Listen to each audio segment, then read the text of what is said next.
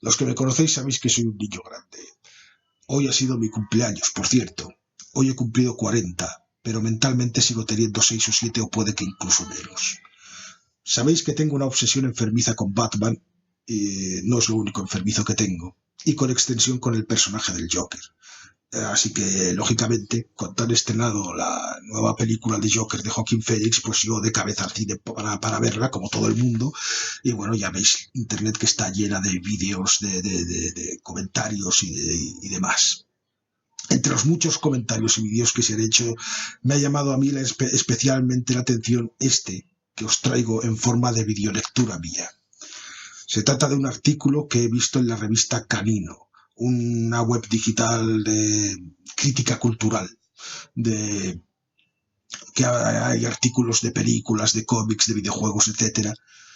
El artículo está escrito por Álvaro Arbonés y me gustó mucho a pesar de que no estoy de acuerdo con todo lo que dice. Y decidí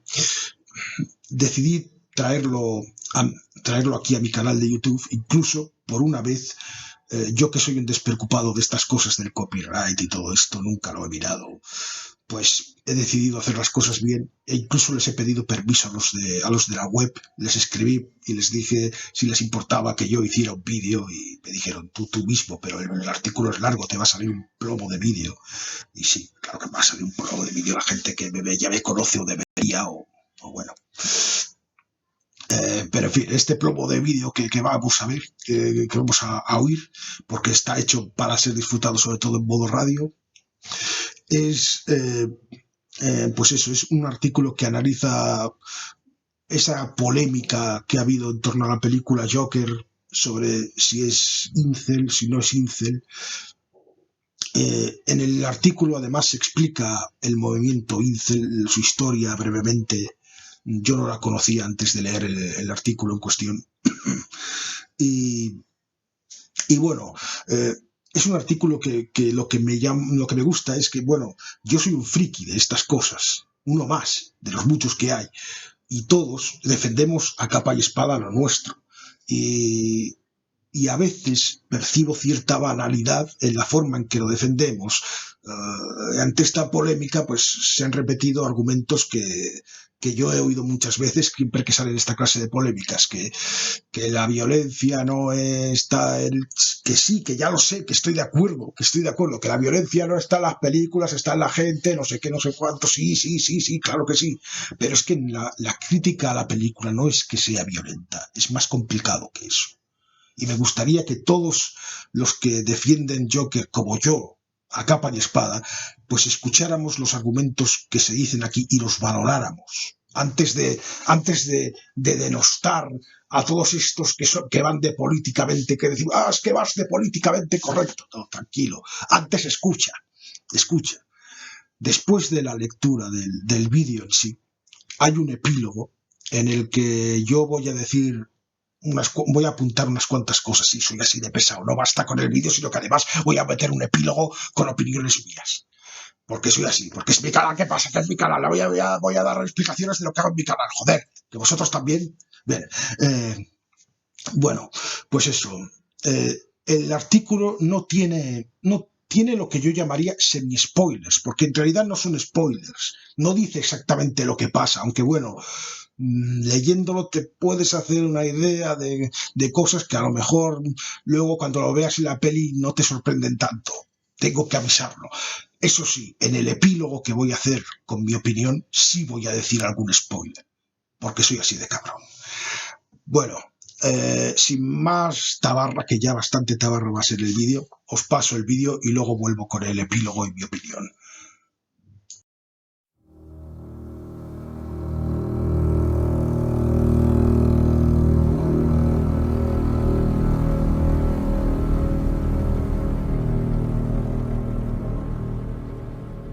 Joker ha causado conmoción entre crítica y público. Para bien o para mal, es la película de la que hay que hablar. Pero ¿qué hay de cierto en las acusaciones de que la película es incel? Pues como te vamos a demostrar, a la vez lo es más y menos de lo que te crees.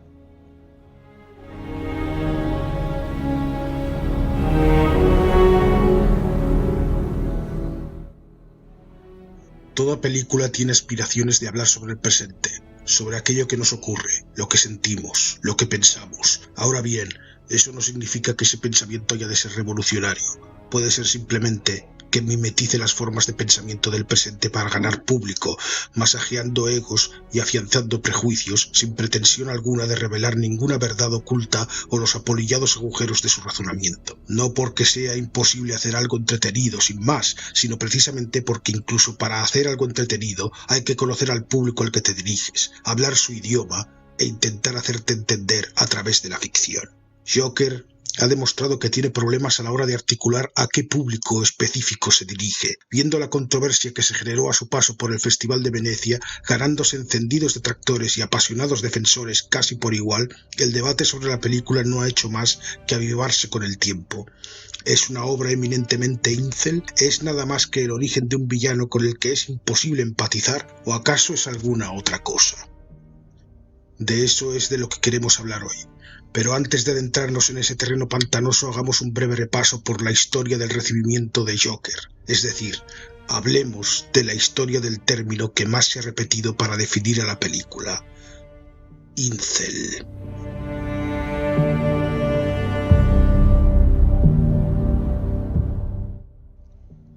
Si algo ha definido la recepción de la película ha sido la opinión de quienes tienen un marcado interés por las problemáticas sociales presentes en la película. Críticos como Justin Chang en Los Angeles Times, David Ehrlich en IndieWire y Owen Gleiberman en Variety, además de otros críticos que utilizaron palabras similares, aunque no necesariamente el término en concreto, han querido ver en la película un retrato voluntario o involuntario, positivo o negativo, del movimiento incel. Pero antes de avanzar, sería razonable preguntarse: ¿qué es un incel? Y para eso hace falta hablar de historia antigua, hace falta viajar hasta 1993.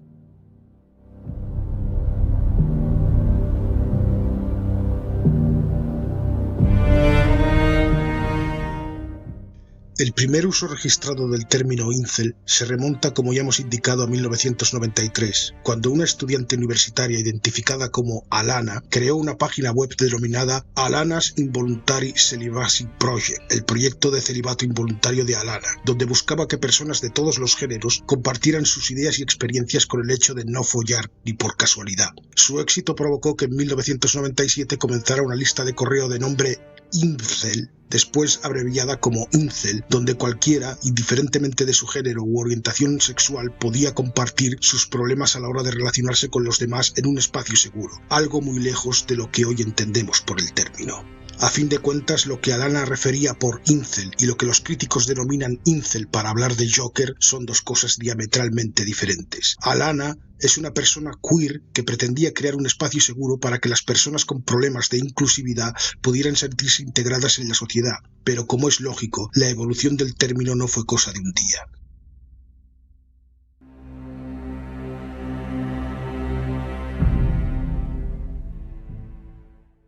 Primero, Alana tuvo que abandonar su proyecto alrededor de 2003 para que parte de su comunidad decidiera continuar con su idea en un foro al que decidieron llamar Incel Support. De origen feminista y fuertemente moderada para evitar cualquier intrusión misógina, era una comunidad abierta para que cualquier persona con problemas con sus relaciones amorosas o sexuales pudiera compartir sus pensamientos y ansiedades. Pero como ya hemos señalado, el espacio seguía unos marcados principios progresistas que no gustaron a todo el mundo. De ese modo, un pequeño grupo de hombres mostrarían actitudes claramente misóginas hasta acabar siendo baneados de la página, lo cual les llevaría a crear su propia comunidad incel con un enfoque diametralmente opuesto, un espacio llamado Love Shy.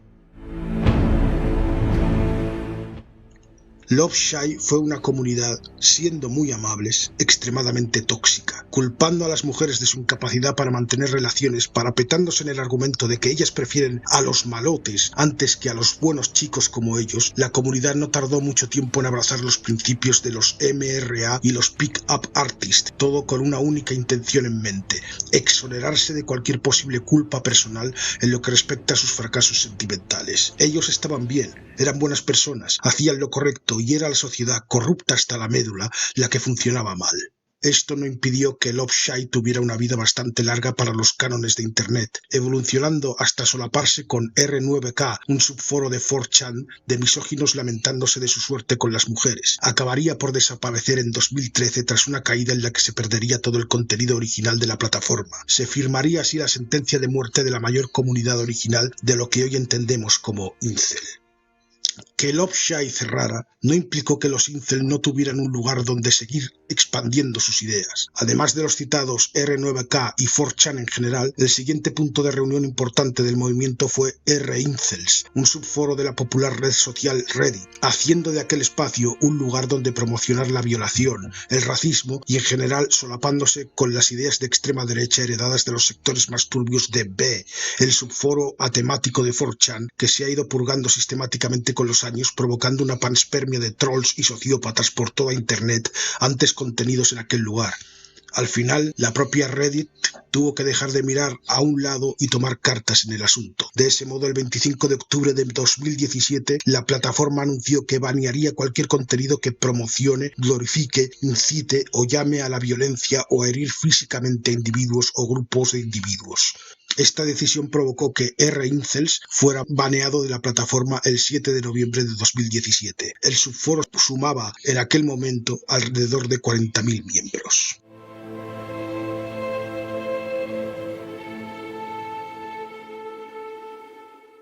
Hasta aquí la clase de historia. Ahora la de sociología. ¿Cuáles son las ideas concretas que esgrimen los incels? Para empezar hay que entender que no es una comunidad con ideas coherentes aplicables al conjunto de sus miembros, careciendo de un pensador de cabecera. Moviéndose por la popularidad de ideas diferentes en cada época, su enfoque específico varía según el contexto, pero podemos dilucidar algunos rasgos en común a todos los incel. Por ejemplo, su odio hacia las mujeres, y para justificar su misoginia se escudan en una muy cuestionable visión de la ciencia. Según los incels, las mujeres son entes hipergámicos. ¿Qué quiere decir esto? Que las mujeres solo tienen sexo con hombres que consideran que tienen un estatus mínimo dentro de la sociedad, que son alfas o chats, según la terminología de cada cual, siendo ellos, los incels, personas que no cumplen con esos estándares por uno u otro motivo. Además, a esto cabría sumar que de nuevo, según ellos, el sexo femenino está codificado evolutivamente para buscar la mayor cantidad de parejas sexuales posibles con las que aparearse, lo cual genera una escasez artificial de posibles parejas sentimentales entre los hombres, provocando que tengan que luchar entre ellos por la atención de las mujeres, que se demuestran de este modo infieles por naturaleza. Si además añadimos a lo que definen como ideología de género y las diferencias entre géneros, hace que las mujeres tengan no solo una ventaja evolutiva, sino también social de cara a los incel, pues ellas son siempre quienes tienen las opciones abiertas para explotar a los hombres. Obviamente, esto no es más que una fantasía misógina. Si bien se apoya en la biología determinista y la psicología evolucionista, estas dos disciplinas han sido muy duramente criticadas desde el espacio de la ciencia, algo que también se aplica a los grandes nombres propios del movimiento como Jordan Peterson o Brian Gill Martin, cuya labor como psicólogos es en el mejor de los casos algo más cercano a la autoayuda y a la fantasía que a cualquier clase de metodología científica previamente sancionada. Pero eso no impide a los incels escribir sus argumentos como si fueran las tablas de la ley.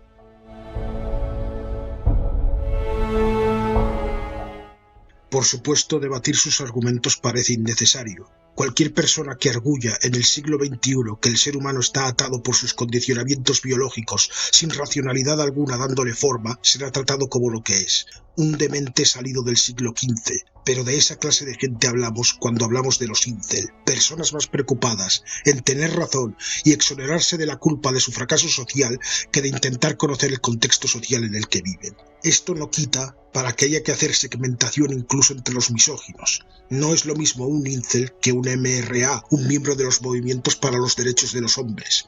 Si bien ambos se solapan en su odio hacia las mujeres, los primeros consideran haber tomado la pastilla negra y no la roja, en una perversión del concepto de la pastilla roja y azul de Matrix, la película de las hermanas Wachowski. Neo puede tomar la pastilla roja para ver la realidad o la azul para seguir viviendo en una fantasía. De ese modo, quienes abogan por la pastilla roja creen que la ideología de género favorece a las mujeres de forma injusta, sin que haya necesariamente razonamientos biológicos detrás, mientras que quienes abogan por una pastilla negra creen que las mujeres mujeres son en sí mismo el problema, dado que son todas monstruos hipergámicos que solo buscan su satisfacción sin tener en consideración a los hombres. Dos formas diferentes de estar desconectados del presente vía misógina.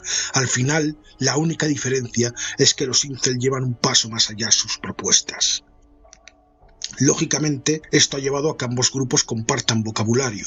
Además de términos antiquísimos como Forever Alone, Alpha Male y Beta Male, también han creado otra serie de términos específicos para definir su particular visión del mundo. De ese modo, y sin ningún ánimo totalizador por nuestra parte, para ellos los hombres sexualmente activos y convencionalmente atractivos son chads, las mujeres sexualmente activas y convencionalmente atractivas son stasis, y los hombres que no son sexualmente activos y o no son convencionalmente atractivos son incels. Algo que el internet no misógino se apropió con los memes de Chad y Virgin, una parodia de la visión del mundo de los incel, donde se comparaban dos cosas cualquiera, donde el Chad siempre era superior al pacato y relamido Virgin. Algo que demuestra que, en lo que sentido del humor se refiere, el internet no incel gana por goleada a los misóginos. En cualquier caso, el problema con los incels es que, más allá de ser un chiste anacrónico, son peligrosos. Su mezcla de misoginia, misantropía y narcisismo son un caldo de cultivo perfecto para la violencia extrema, como de hecho ya nos han demostrado. Dos asesinos que no nombraremos porque si algo se merecen es que la historia se los coma y se pudran en el infierno del olvido, llevaron su ideología un paso más lejos cuando en 2014 y en 2018, en Isla Vista y en Toronto respectivamente, cometieron sendos atentados terroristas motivados por sus creencias incel. 7 personas muertas y 14 heridas en el primer caso, y 10 muertes y 16 heridos en el segundo. Esto les convertiría cara a la comunidad incel en santos. Es decir, harían memes con ellos, sirviendo así como un equivalente del arte religioso propio del siglo XX, algo que les pondría a la misma altura cara a los incels que los perpetradores de las masacres de la Escuela Politécnica de Montreal, la de Virginia Tech o la de Collier Township, quienes afirmaron haber decidido asesinar a sus compañeros por su condición de marginados sociales y sexuales, lo cual nos demuestra que la comunidad incel es un peligro obvio e innegable para la sociedad. Pero no solo eso, también nos muestra que es un movimiento a tener en consideración a la hora de tratar según qué temas específicos en el presente.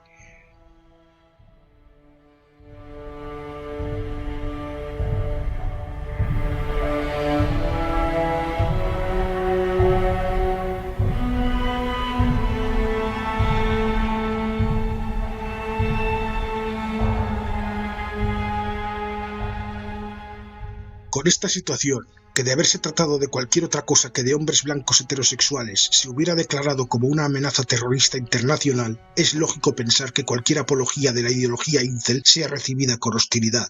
De ahí las críticas y alabanzas por el enfoque de Joker por aquellos que han querido ver una visión política similar a la de este grupo social. Ahora bien, ¿qué reacciones concretas ha suscitado la película a raíz de estas declaraciones de que la película es una glorificación o como mínimo un retrato de la comunidad incel? Pues por desgracia, argumentos que no hacen sino reafirmar esa visión de la misma. Para empezar, es cierto que la discusión social sobre la película se originó sin que la mayor parte del público pudiera acceder a ella. Eso ha hecho que las posiciones se radicalizasen sobre los argumentos de una serie de críticos que no siempre han sido citados o siquiera leído, haciendo que la discusión se enfangue con un y tú más de difícil resolución, al menos hasta que todos los implicados en la película se han sentido aludidos por los ataques de cierto sector de la crítica y el público, decidiendo hacer declaraciones que, lejos de aplacar las iras de nadie, solo han encendido más el debate. La primera en hablar fue Warner Bros. Desde la compañía productora de la película declararon que ellos no apoyaban ninguna clase de violencia en el mundo real, algo que, lejos de aclarar nada, solo sonaba a excusa ante las acusaciones manifiestas. Algo que animó a hacer declaraciones a los dos principales implicados en la película, Todd Phillips, el director y guionista, y Joaquin Phoenix, el actor protagonista.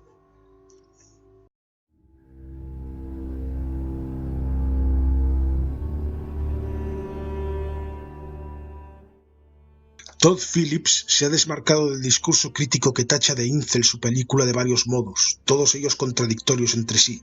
Por un lado, ha afirmado que el problema es pretender ver en la película cualquier clase de posicionamiento político, ya que su película no tiene nada que ver con el mundo. Después ha afirmado, junto a Phoenix, que el problema es tratar a los espectadores como idiotas, pues deberían ser capaces de llegar a sus propias conclusiones y aceptar el mensaje de la película. Y finalmente, ha afirmado que el problema es la existencia de una woke culture, pues ya no se puede hacer humor sobre nada, lo cual nos recuerda al pataleo de insignes artistas patrios como Bertín Osborne o David Suárez, no precisamente conocidos por ser amigos de la progresía social, las minorías, las mujeres, el arte o el humor en cualquiera de sus formas. El argumentario de Joaquin Phoenix, por desgracia, no es mucho mejor, acudiendo también a que solo es una película y que la gente radical puede extraer sus ideas de cualquier cosa, algo en lo que, en consideración a la verdad, hemos de darle la razón, que incels y MRA extraigan de Matrix, una película profundamente queer y de izquierdas, una lectura de extrema derecha, es como poco risible.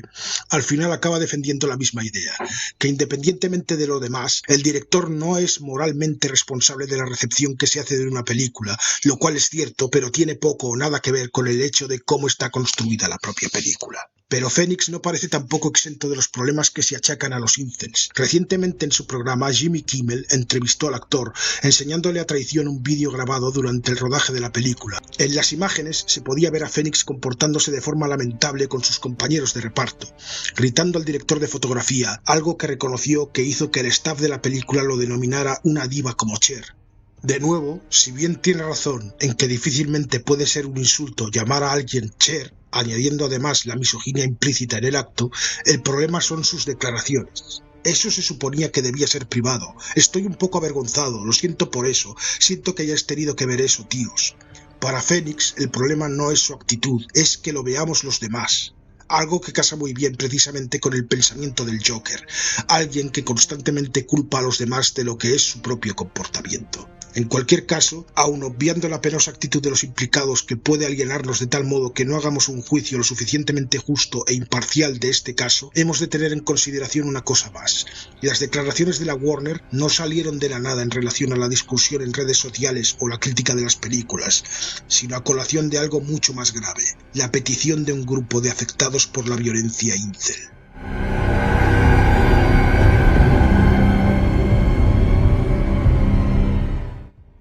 En esta ocasión tenemos que remontarnos hasta el 2012, al estreno del Caballero Oscuro, la leyenda renace. En Aurora, Colorado, un asesino mató a 12 personas el fin de semana del estreno de la película en uno de los pases de la película, lo que le convertiría a su vez en uno de los santos del movimiento incel. ¿Tenía algo que ver esta persona con la comunidad incel? En principio no. Su atentado no pareció dirigido por ninguna causa particular, pero también es cierto que los expertos declararon que su disparadero fue la ruptura con su novia y sus constantes pensamientos misántropos, incluida una obvia tendencia homicida. Algo que, sumado a su extrema pasión por Batman, nos llevaría al problema que hay de fondo en todo esto.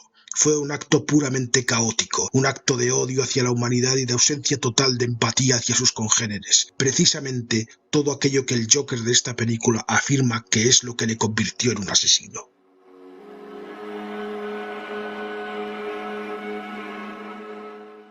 Esto hizo que razonablemente las familias de los asesinados pidieran a Warner Bros. No que no estrenaran la película, sino que apoyaran alguna clase de causa antiarmas para, al menos, desmarcarse de la violencia real que producen quienes ven en el personaje una justificación a sus actos. Y Warner Bros., como ya hemos dicho, respondió diciendo que ellos no apoyaban ninguna clase de violencia en el mundo real, es decir, que no pensaban apoyar tampoco ninguna causa antiarmas o condenar siquiera acto violento alguno, porque la seguridad y la paz de espíritu de la sociedad parece ser algo ajeno al arte y los negocios. Por supuesto, las fuerzas de seguridad de los Estados Unidos y las salas de cine que van a estrenar la película no tienen las mismas ideas. Para empezar, en muchos cines se ha prohibido el uso de disfraces, máscaras y cualquier clase de utilería relacionado con el personaje o que pueda confundirse con armas de fuego.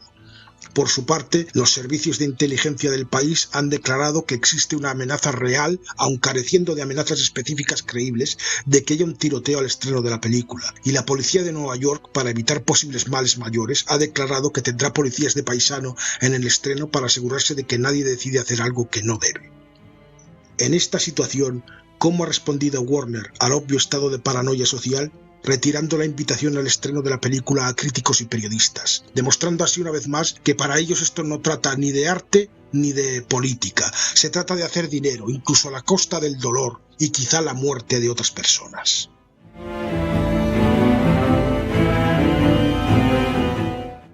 Hasta aquí hemos hablado de contexto, de lo que es el presente, pero ¿qué hay de la película? Toda esta reflexión quedaría en nada si la película hiciera imposible cualquier clase de lectura que la asociara con el movimiento incel, o como declara Phoenix, si solo pudiera hacerse pasándola por el filtro de la ideología, queriendo hacer interpretaciones hermenéuticamente incorrectas al obviar aquellos elementos que contradigan su interpretación. Y aquí vienen las buenas y las malas noticias. Joker no tiene intención de ser una fantasía incel, pero está tan mal escrita que acaba siéndolo igualmente. En los aspectos técnicos es difícil reprocharle nada a Joker. Su dirección es impecable, su ritmo es ágil, Phoenix hace un buen trabajo con el estereotipo de un demente nada similar a un ser humano real y en general tiene la estética necesaria para ser considerada una película importante. Roba descaradamente las formas del Scorsese, del rey de la comedia y Taxi Driver, hasta el punto de contratar a Robert De Niro para hacer un papel que parece paralelo al que hizo en la primera de esas dos películas, algo que puede levantar ampollas, especialmente cuando rascamos más allá de su agradable superficie y descubrimos que debajo de la estructura solo hay unos cimientos viejos, podridos y a punto de derrumbarse. Sin paños calientes, el guión de Joker es malo. Malo de un modo muy particular. Es una película estructuralmente bien escrita, con un gran sentido del ritmo y una conciencia impecable de dónde deben encajar todos sus hitos narrativos para funcionar como un todo, que parte de unas ideas que pecan de ser excesivamente simples, extremadamente tóxicas, absurdamente anticuadas o cualquier combinación de las tres anteriores. Donde es más obvia su toxicidad es en el retrato de las enfermedades mentales. La película se encarga de recordarnos machacosamente cómo Joker es un enfermo, que todos sus problemas derivan de estar enfermo e incluso sus intenciones homicidas son fruto de su enfermedad. Cuando redobla las apuestas e incluso añade que otro de los personajes también es un enfermo, lo hace obviamente desde la criminalidad. Los actos de tortura, extorsión e intento de homicidio voluntario de otro de los personajes implicados se ven desde su hipotética enfermedad mental, dejando claro un mensaje: los enfermos mentales son peligrosos.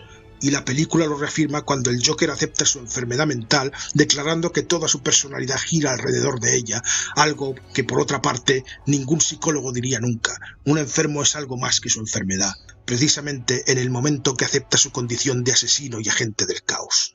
Por supuesto, la película no se conforma con abrazar el estigma de la enfermedad mental, ondeando la vieja bandera de que todos los asesinos son enfermos mentales, para nada algo fruto de una ideología o una consciencia racional. Además, glorifica los actos del Joker llevándole a una disquisición política que pretende erigirle al nivel de mesías de los más desfavorecidos. Joker es una película que no se anda con medias tintas y por eso, de forma machacona, nos muestra que la sociedad es mala, muy mala. El personaje de Phoenix hace muecas a un niño y la madre le reprende de malas maneras. Del mismo modo, hace una broma simpática a una vecina y está lejos de corresponderle, se asusta ante su extravagancia. Y por supuesto, tres hombres blancos héteros que se comportan como chats la toman violentamente contra él porque ese es el discurso de la película. La sociedad está corrompida y crea monstruos como el Joker, como los incels, porque no queda empatía alguna. Esto, de hecho, es un argumento incel. Literalmente. Entre las propuestas de los incels está el hecho de que las mujeres accedan a tener sexo con todos los hombres para así aliviar la frustración sexual de los mismos, algo que acabaría con los tiroteos, las masacres y las violaciones gracias a la empatía de las mujeres que cuidan sexualmente de los hombres, algo que estamos seguros Phillips no apoyaría en ningún caso, pero que no se aleja demasiado de sus propias declaraciones de lo que trata la película. A fin de cuentas, según sus propias palabras, sabes lo que ocurre en las películas, cuando tienes un mundo que carece de empatía y amor, que tienes el villano que te mereces. Por supuesto, incidimos, no decimos que Phillips sea un incel, ni siquiera inferimos de sus declaraciones que crea que eso se aplique fuera de la ficción, pero dada la situación en la que vivimos, donde el terrorismo incel es una realidad, parece imprudente dar munición argumental a ese grupo, incluso si su intención es otra. Con esto no pretendemos argumentar que Joker deba ser censurada, ni siquiera que no debería haberse rodado en primer lugar. El arte puede y debe, siempre que quiera, tratar temas complejos, pero debe hacerlo desde una sensibilidad muy particular que le permita arrojar luz sobre los hechos, enseñándonos algo nuevo. De nada sirve el arte que repite lugares comunes o ideas del pasado, incluso si sigue siendo arte. Y si bien la premisa de Joker es potencialmente la de una película con un mensaje relevante, la visión de Phillips es tan desastrosa que es imposible decir que este sea el caso. A fin de cuentas, el mensaje político de la película es risible, queriendo culpar a los millonarios de todas las desgracias del mundo, pero limitando todo su impacto a un insulto por parte de un candidato a alcalde. Al final, los actos revolucionarios de la película no son revolucionarios, son la venganza de un incel contra lo que cree que son las afrentas que le ha arrojado la sociedad a la cara, porque el protagonista es el Joker, y el propio Joker, en un monólogo absolutamente explícito y sin posible subtexto, declara que él no tiene intención política alguna en sus actos, exactamente igual además que el asesino de Aurora, y que lo ha hecho porque falta empatía en el mundo, porque la gente le ha tratado mal, como los incel. Ahora bien, es de justicia señalar que según algunas personas la película no exonera el comportamiento de Joker. Eso es algo que es necesario tener en consideración, pero como no podía ser de otra manera, si analizamos su narrativa nada demuestra esa premisa. El protagonista de Joker es el Joker, y su evolución como personaje es de menos a más. Pasa de ser un pobre desgraciado al símbolo de una revolución violenta contra un grupo de gente que el guión señala como malvados, corruptos y asesinos, faltos de empatía. El Joker no es solo el protagonista, es el héroe de la película. No hay absolutamente nada que condene sus actos o demuestre que no tiene razón. Incluso las propias declaraciones del director se alienan con el monólogo absolutamente ridículo que esgrime el personaje, porque aunque no fuera la intención, el héroe de la película es el Joker, y como tal son sus ideas las que se sancionan como correctas. De nuevo, esto no significa que no se pueda hacer cine con personajes problemáticos, significa que hay que tener las cualidades para saber hacerlo, algo que Phillips no ha demostrado por algo muy sencillo: es incapaz de entender cuál es la situación del presente. Hacer hoy una película donde el protagonista utiliza un argumentario algo más que vagamente incel y darle la razón enfáticamente sin ahondar en sutilidades es llamar a la tempestad.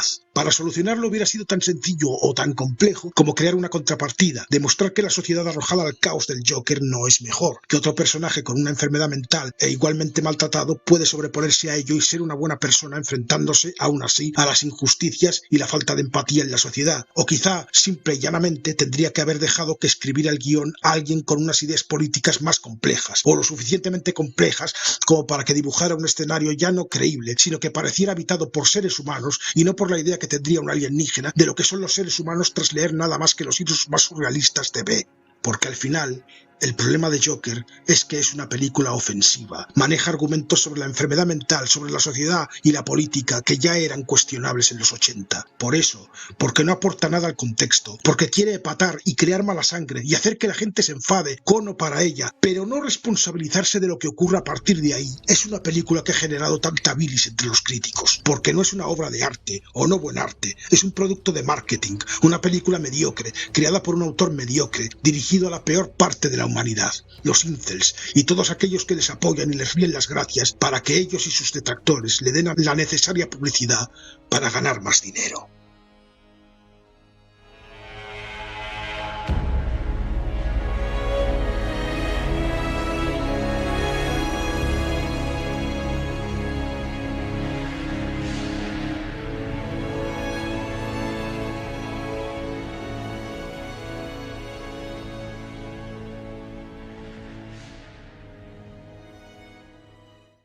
Hola de nuevo. Bien, pues aquí me tenéis de nuevo para hacer el epílogo que os he dicho antes. Será un epílogo muy corto, ya he dado bastante la murga, en el que digo un par de adiciones, un par de opiniones personales de decir que todo esto me ha interesado porque, como sabéis, yo nunca lo he ocultado. De momento, actualmente, sigo siendo, a mis 40 años, sigo siendo virgen.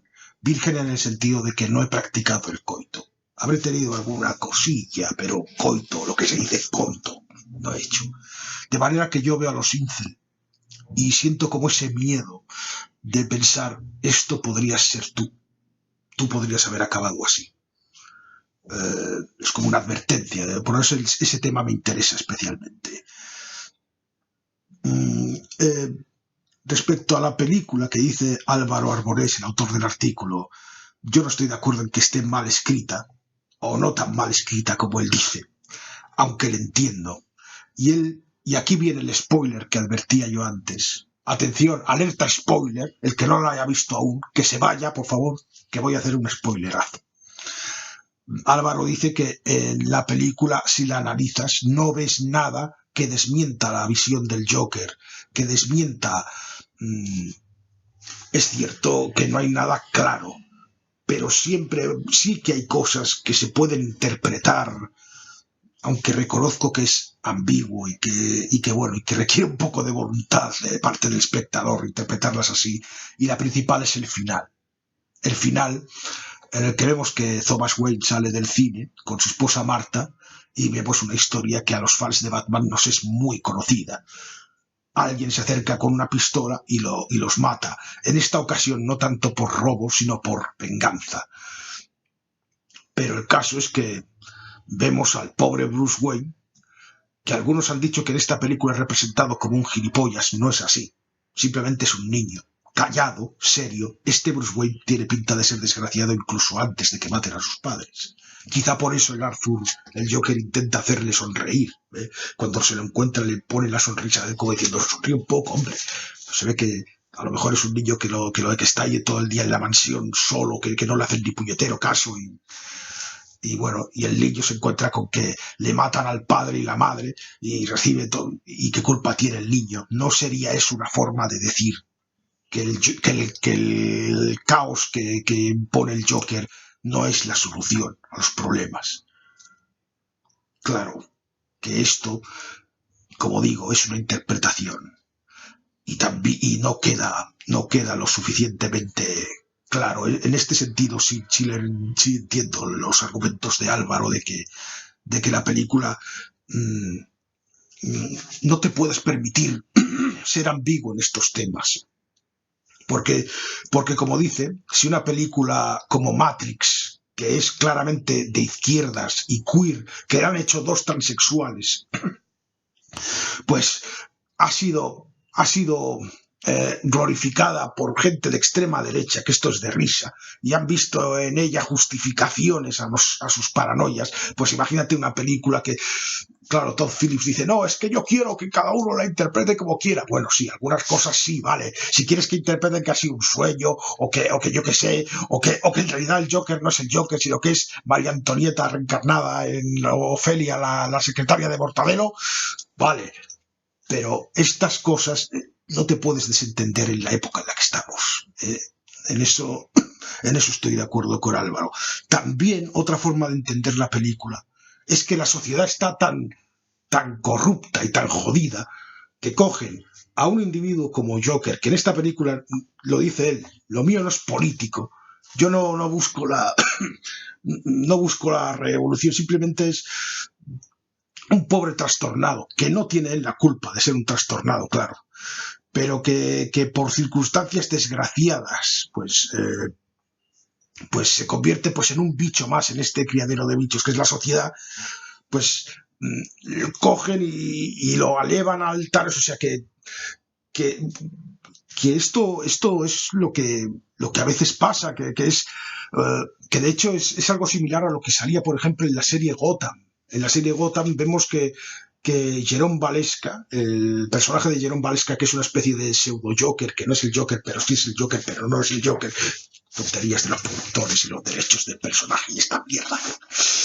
Que se convierte en un héroe para una serie de marginados. Claro, aquí no se está tan a favor, pero no deja de ser lo mismo. O sea, la gente ve a Jerome Valeska y le convierten en lo que él quiere que sea, al margen de lo que sea. Un poco es como la vida de Brian, ¿no? La vida de Brian, el profeta ese que ahí no quiere ser el Mesías, pero una serie de gente se ha emperrado que es el Mesías y diga lo que diga él, va a ser el Mesías. Que no soy el Mesías. Claro, tú dices que no porque lo eres.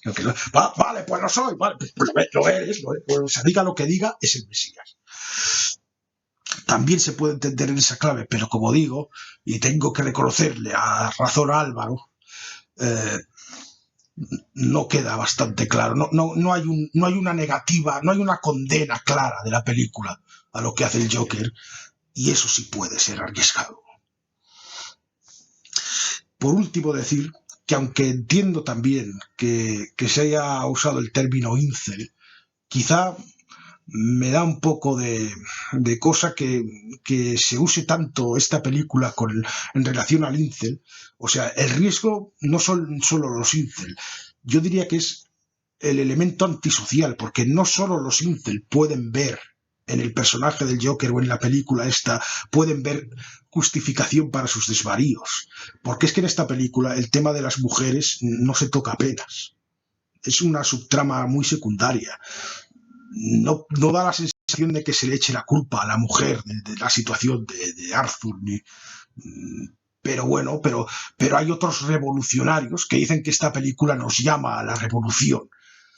O sea, todos los que son antisociales y los que tienen ganas de liar la parda y a veces están buscando ese empujoncito para liar la parda, pues sí, hay algo de riesgo con esta película. Y para finalizar, que me ha salido esto más largo de lo que pensaba, tengo una necesidad de gritar algo, de decir algo, que es una perogrullada, pero necesito decirlo ya por mí, solo por mí, para sentirme yo mejor. Todos esos que dicen que esta película de Joker nos llama a la revolución. La revolución no es matar a un millonario que sale del cine con su esposa y su hijo, por muy hijo de puta que sea el millonario. Y quiero insistir y remarcar este punto. Por muy hijo de puta que sea el millonario. Sé que es una perogrullada, pero yo necesito decirla. Y que tengáis un buen día. Un día feliz. Sonreíd.